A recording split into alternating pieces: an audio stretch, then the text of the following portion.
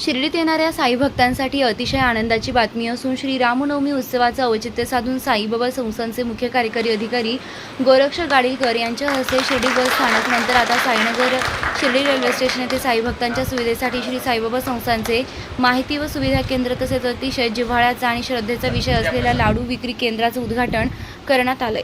या उपमुख्य कार्यकारी अधिकारी तुकाराम हुलवळे, कार्यकारी अभियंता भिकन दाभाडे, उपकार्यकारी अभियंता दिनकर देसाई, जनसंपर्क अधिकारी तुषार शेळके, विद्युत विभाग प्रमुख किशोर गवळी, माहिती तंत्रज्ञान प्रमुख राहुल गलांडे, अनिल शिंदे आदी उपस्थित होते।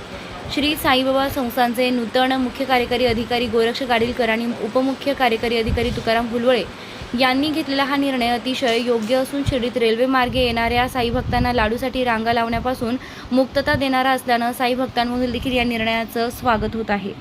प्रतिनिधी प्रशांत अग्रवालसह सुवर्णा ताकटे, साई न्यूज शिर्डी।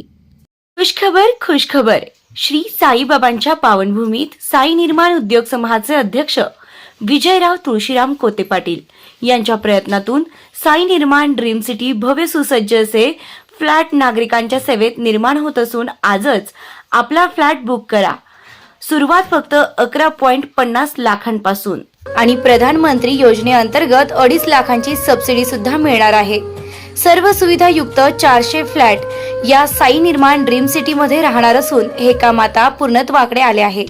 डिसेंबर 2024 ला आपण या सुसज्ज इमारतीत आपल्या स्वतःच्या फ्लॅट मध्ये वास्तव्यास जाणार आहात। तेव्हा त्वरा करा, आजच आपला फ्लॅट बुक करा आणि आपल्या स्वप्नातील हक्काच्या सुंदर घराचं स्वप्न साकार करा।